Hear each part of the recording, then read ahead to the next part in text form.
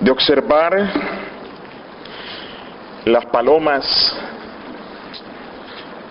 que habitaban, no sé si todavía hay palomas allí, en el estacionamiento del aeropuerto La Guardia y también en el Kennedy, pero no es en el estacionamiento donde se guardan los vehículos privados, sino en el estacionamiento donde se hacían los taxis a esperar carrera. Mientras era estudiante y manejaba taxi, tenía que esperar allí, veía las palomas allí, la policía siempre alerta porque le han prohibido a los taxistas no tirar comida a estas aves, palomas y gaviotas, que permanecen ahí aún en el invierno. Y a veces la policía se escondía y si veían a algún taxista tirándoles comida, venían hacia él y lo multaban. La población de estas aves creció y no solo ocurrió en ese aeropuerto, también ha ocurrido en algunos parques del mundo. Los animalitos se acostumbran a estar comiendo allí. Hay países donde los fotógrafos utilizan estas aves para retratar a la gente y les tiran maíz, les tiran comida. Se ha descubierto que el estiércol de estas aves no solo pueden crear en algún lugar donde estén concentradas alguna especie de problemas ecológicos, sino también hay ciertas afecciones a los pulmones y a las vías respiratorias que producen estos animales.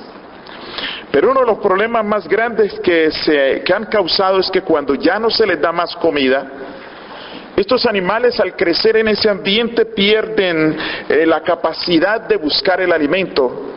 Y si en estos lugares se les suprime la comida, pronto empiezan a aparecer ellas muertas, porque han perdido su capacidad de buscar los alimentos. Ocurre lo mismo con las aves que han nacido en cautiverio. Tome una ave en cautiverio, ya sea una catatúa o cualquier animal o un lorito, si lo suelta, el animalito va a morir de hambre. Es muy bonito decir, vamos a liberar ese pajarito que está, esa ave que está en la jaula, pero cuando sale va a perecer porque no creció con la capacidad de buscar su alimento. Así que las aves en cautiverio aprenden poco en cuanto a la independencia.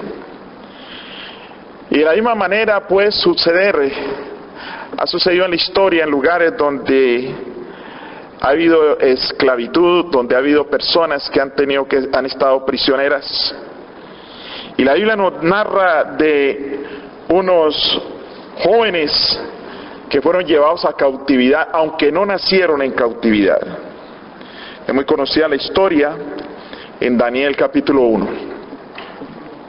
Jóvenes príncipes de Judá y todo el pueblo es llevado, pero el rey pide allí que le traigan los príncipes, los más destacados, los prisioneros más conocedores de la ciencia y aquellos que podían ser útiles a esa nación babilónica.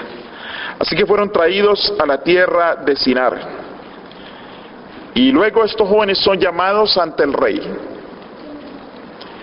Son cautivos, humanos prisioneros, pero que no nacieron en cautividad.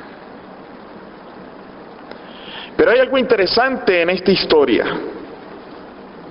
que aunque esos jóvenes no nacieron en cautividad, pero estaban cautivos, estos jóvenes no renegaron ni maldijeron a su Dios ni a su suerte, sino que ellos vivieron con abnegación, porque en el corazón del cristiano hay abnegación cuando ha abierto la puerta de su corazón al Espíritu Santo.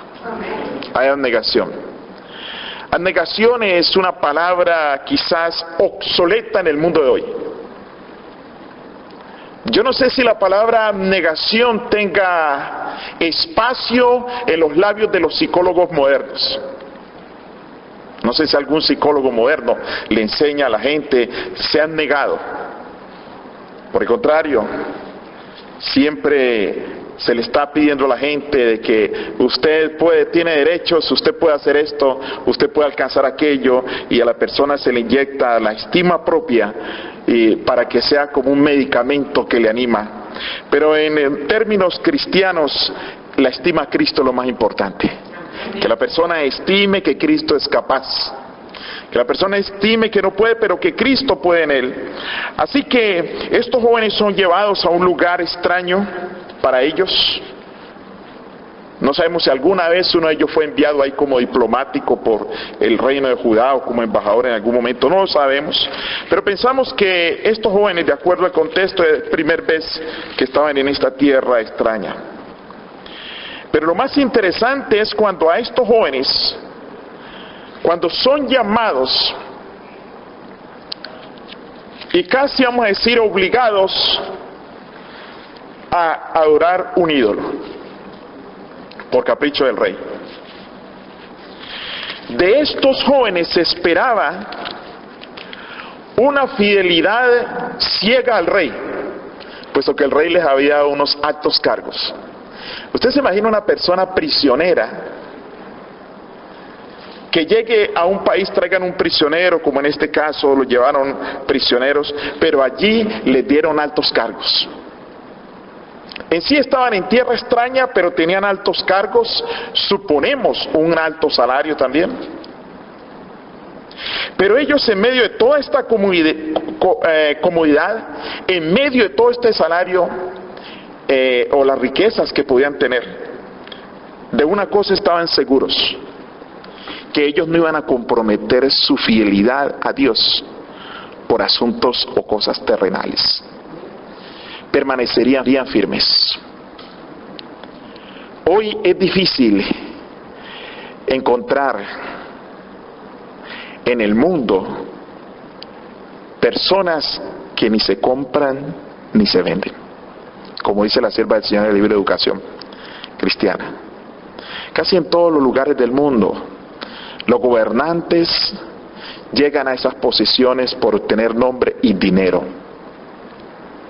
y están expuestos o dispuestos a hacer cualquier cosa, pero no perder su posición, no perder su influencia, y están dispuestos a comprometer a lo que sea. Pero yo le doy gracias a Dios porque en el mundo Dios permite que los seres que se consagran a Jesús sean íntegros. Y estos jóvenes, que no vamos a leer toda la historia, fueron llevados allí, se negaron a ofender a su Dios postrándose en una estatua. Quizás hoy en día no se nos presente una estatua a ninguno de nosotros en la vida, nunca se nos va a pedir que adoremos una estatua, pero es posible que existan estatuas modernas o ídolos modernos que se nos trate, o que nosotros por sí mismos empecemos a adorar ídolos modernos. Para mí es una historia que nunca puedo olvidar y que nunca puedo dejar de repetir y volver a leer. La fidelidad de estos jóvenes. Son llevados ante el rey por su fidelidad y el rey trata de persuadirlos. Se les acusa de irrespetar al rey. Fue lo que podríamos decir en el mundo hoy una movida política de estos enemigos de ellos. Ellos no dijeron: estos jóvenes no adoran a tu Dios, no, simplemente no dijeron eso. La acusación era que no respetaban al rey. Se le presentó al rey un desafío para que él tratara de obligarlos y el rey trató de hacerlo. Pero estos jóvenes permanecieron firmes. Dijeron al rey: no necesitas poner otra vez la música porque ya tenemos la respuesta. No vamos a adorar la estatua que has levantado. No es necesario que respondamos sobre este asunto. He aquí, nuestro Dios, a quien servimos, puede librarnos del horno de fuego ardiendo y de tu mano, oh rey. Dios no puede librar. ¿Será que en nuestra mente puede estar ese mensaje ante cualquier dificultad? Dios me puede librar. ¿Será que si hay una necesidad económica y hay la tentación de hacer algo que no se debe hacer, podemos decir, Dios va a proveer?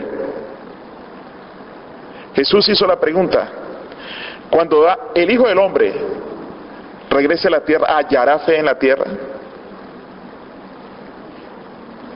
¿El Señor hallará un pueblo que tenga fe?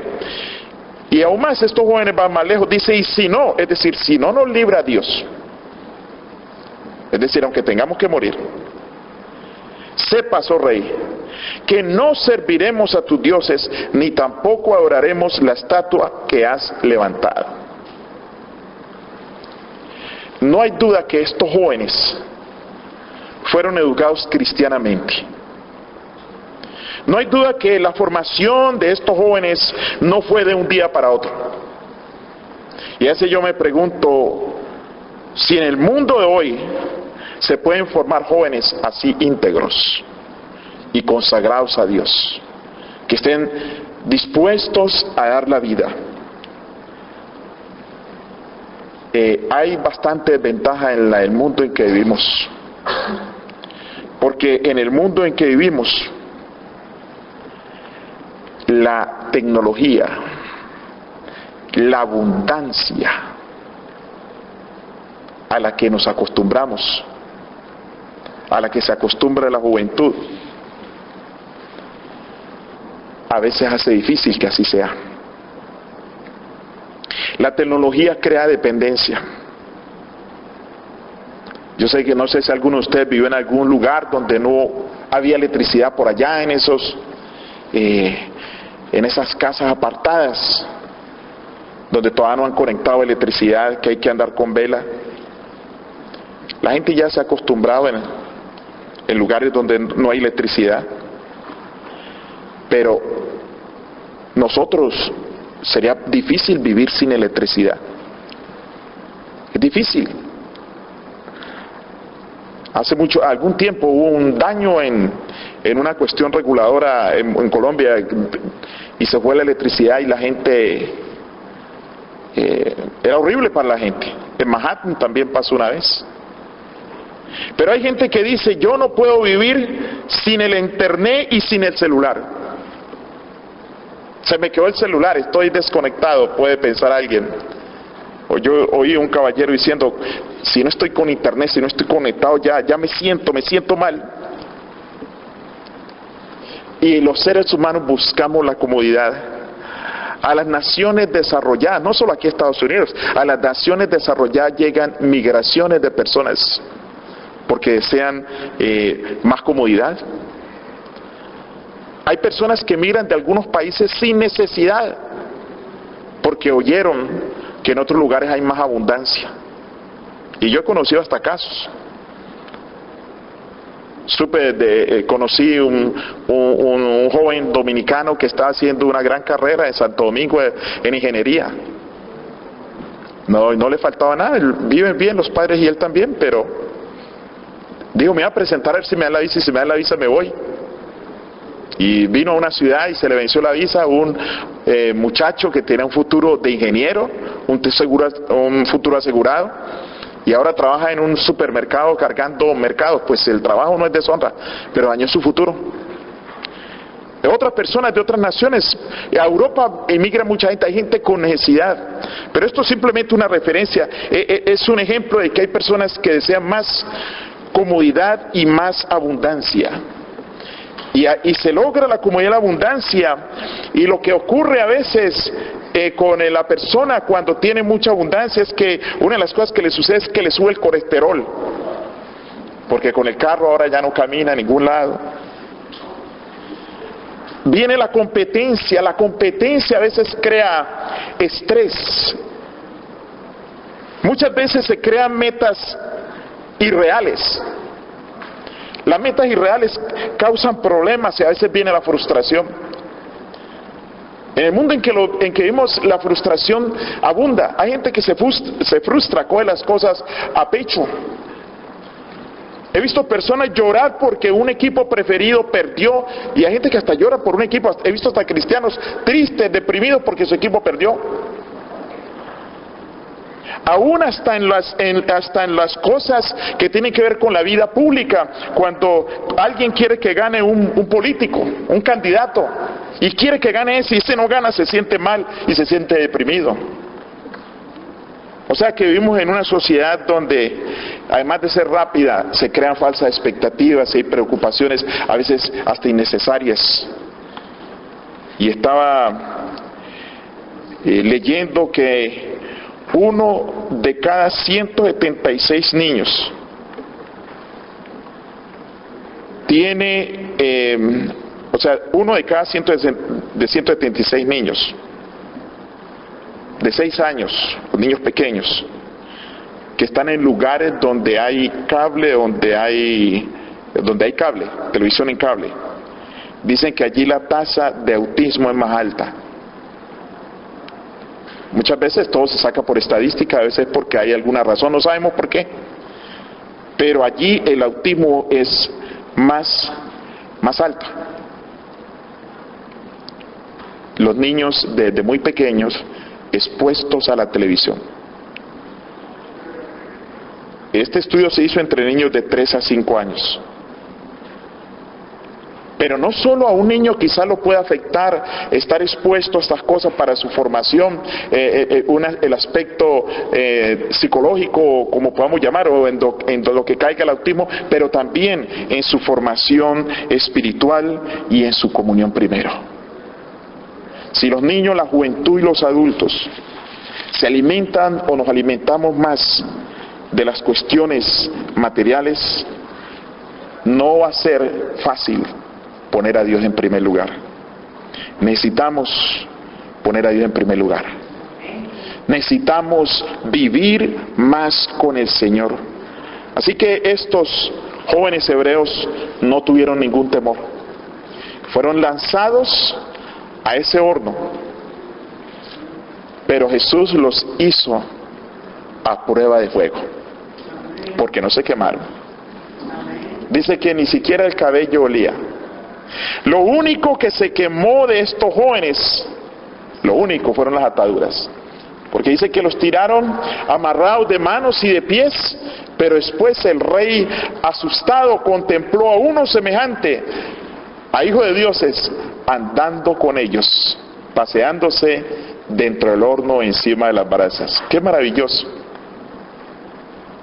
El fuego de las aflicciones de este mundo, lo único que nos quema son las ataduras para andar con Cristo Jesús. El Señor a veces envía el fuego para que las ataduras sean quemadas y que podamos andar con Cristo Jesús sobre las brasas de dificultad. De todo lo que estos jóvenes tenían a diario en sus vidas, encontraron que lo más importante era la comunión con Dios. Por eso estaban preparados para lo que fuera. Y yo quiero decirles, mis hermanos, que las ataduras de hoy es todo lo que nos impide poner a Dios en primer lugar. Si hay algo que nos impide dedicarle a Dios lo mejor de nuestro tiempo, lo mejor de nuestras energías, esas son ataduras que nos impiden andar con Jesús. Jesús es lo más necesario, lo que más necesitamos en nuestras vidas es Jesús, para poder tener en Él vida en abundancia. Por eso Jesús dijo en Juan capítulo 10, versículo 10, dice, el ladrón, y el Señor Jesús en el contexto aquí muestra que el ladrón es alguien que no es el verdadero pastor de las ovejas. Dice, el ladrón no viene sino para hurtar y matar y destruir. Es decir, que nosotros podríamos decir que aquellas cosas con las cuales nosotros reemplazamos al Señor, solo nos pueden destruir nuestra vida eterna. Entonces Jesús dice, yo he venido para que tengan vida y para que la tengan en abundancia. Y yo me he puesto a pensar, a preguntar, ¿qué es tener vida en abundancia? Quizás alguien pueda relacionar la vida en abundancia con el dinero. ¿Será que la vida en abundancia es el dinero? ¿No? Porque mucha gente no conoce al Señor y tiene abundancia de dinero. Mucha gente hasta rechaza al Señor y no cree en Dios y tiene dinero en abundancia. ¿A qué se refiere cuando dice vida en abundancia? ¿Qué es vida en abundancia? El que no tiene vida en abundancia ni siquiera puede disfrutar lo que Dios le da.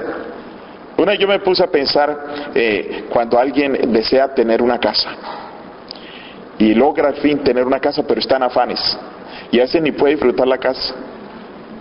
¿Será que alguien podrá en algún momento en su casa un día recostarse en la silla, en el mueble, estar allí mirando la casa, disfrutándola?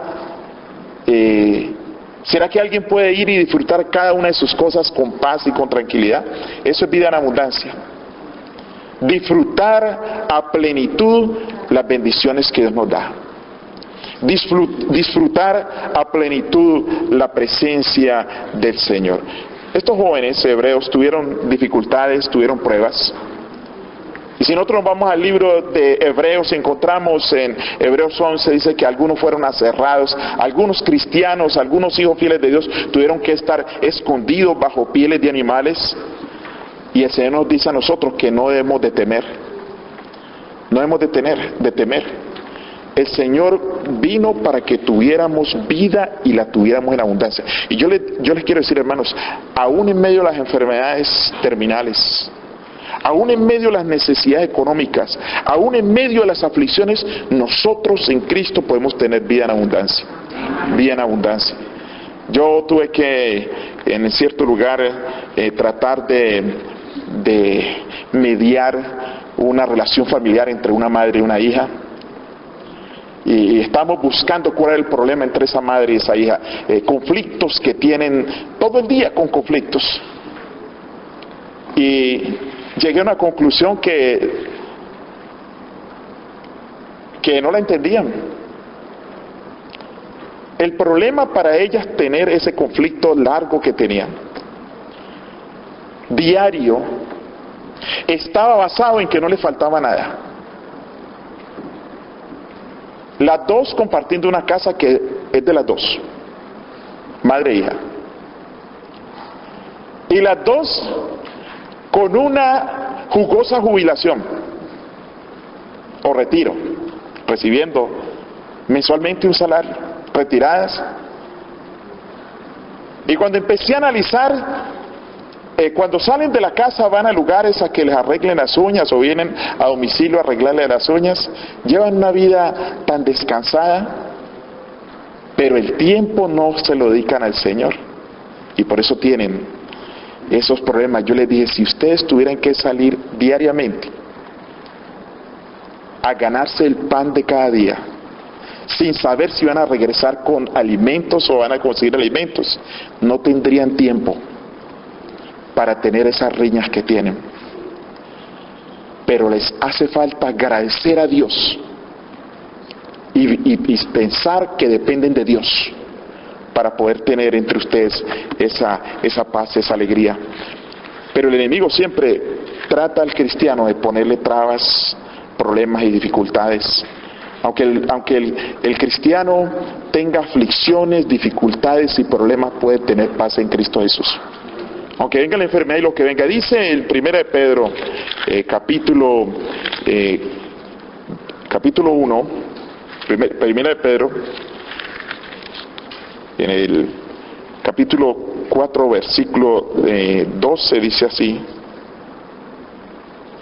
Amados, no os sorprendáis del fuego de prueba que os ha sobrevenido, como si alguna cosa extraña os aconteciese, sino gozado por cuanto sois participantes de los padecimientos de Cristo, para que también en la revelación de su gloria os gocen con gran alegría.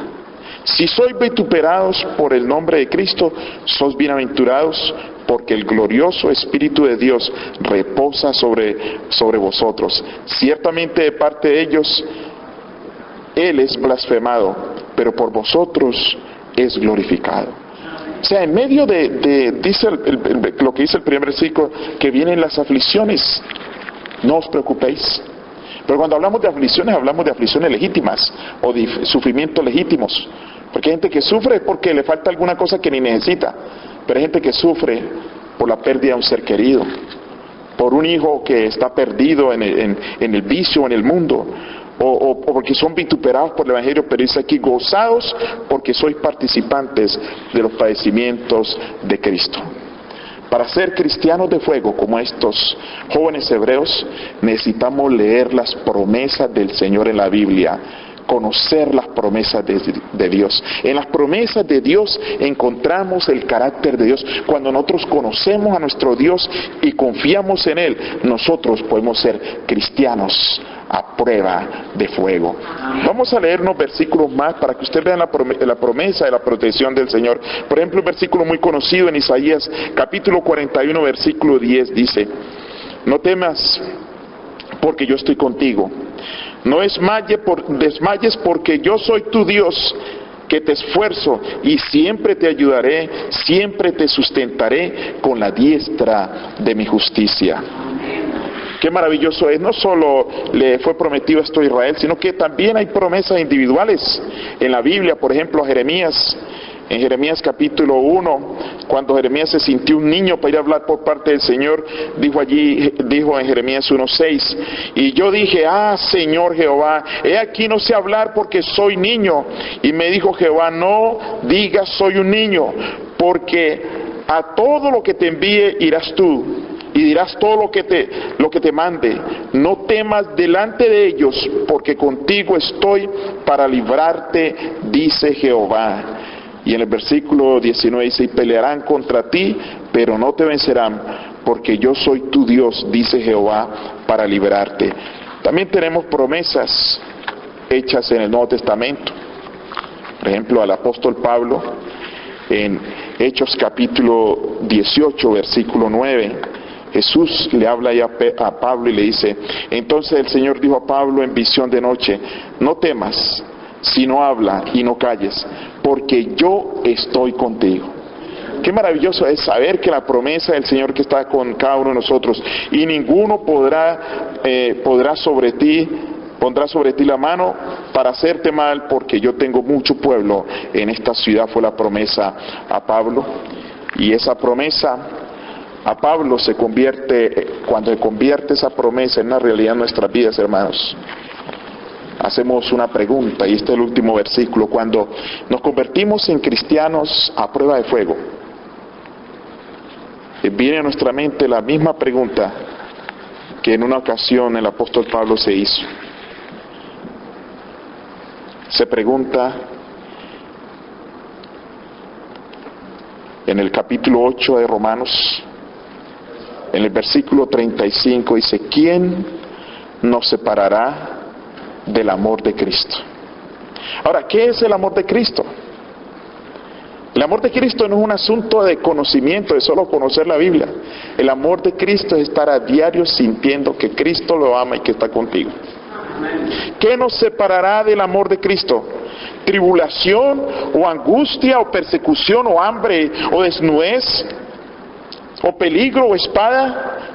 Como está escrito: por causa de ti somos muertos todo el tiempo, somos contados como ovejas de matadero. Aún en todas estas cosas somos más que vencedores por medio de aquel que nos amó.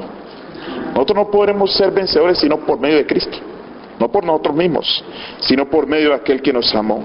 Y luego dice: por lo cual estoy seguro que ni la muerte ni la vida, ni ángeles, ni principados, ni potestades, ni lo presente, ni lo porvenir, ni lo alto, ni lo profundo, ni ninguna otra cosa creada nos podrá separar del amor de Dios que es en Cristo Jesús, Señor nuestro. Qué maravilloso es estar confiado en Jesús, hermanos, y vivir con gozo y con paz cada día. Si todos los seres humanos encontraran ese amor que el Señor nos da, las compañías fabricantes de fármacos estarían en la quiebra, porque son mucha la gente, millones, que toman medicamentos, calmantes. Seguramente puede ser que haya alguien que tenga afecciones o desequilibrio químico en el cerebro o alguna cosa y que por cuestión fisiológica o física necesiten los fármacos, pero la mayor parte de los seres humanos tienen que depender de medicamentos y algunos de licor y de drogas ilegales. ¿Por qué? Por la falta de tener la paz en Cristo. Nosotros fuimos creados como seres humanos, fuimos creados como seres dependientes. El ser humano no puede vivir sin Dios. Y aquel que no conoce a Dios, aquel que no conoce a Cristo, lleva en su ser un vacío que solo lo puede llenar el legítimo dueño que es Cristo Jesús. Es el único que puede llenar. Y Dios quiera que nosotros podamos beneficiarnos a plenitud de la vida cristiana. Estar llenos de gozo y de paz en medio de la turbulencia de este mundo y en medio de todo. Porque hermanos, si no estamos llenos de gozo y de la paz que Cristo da, hemos perdido el tiempo. No podemos perder años de entrega a Jesús y de estudio de su palabra si andamos afligidos, si andamos llenos de miedo, si andamos llenos de cualquiera de las cosas que el Espíritu de Dios saca del corazón. El Espíritu de Dios saca del corazón, saca iras, saca odio, saca el vacío, saca la tristeza. El Espíritu de Dios lo llena todo con Cristo Jesús. Y Él dice: mi paz os dejo, mi paz os doy. No como el mundo la da, la doy yo. Que Dios les bendiga, hermanos.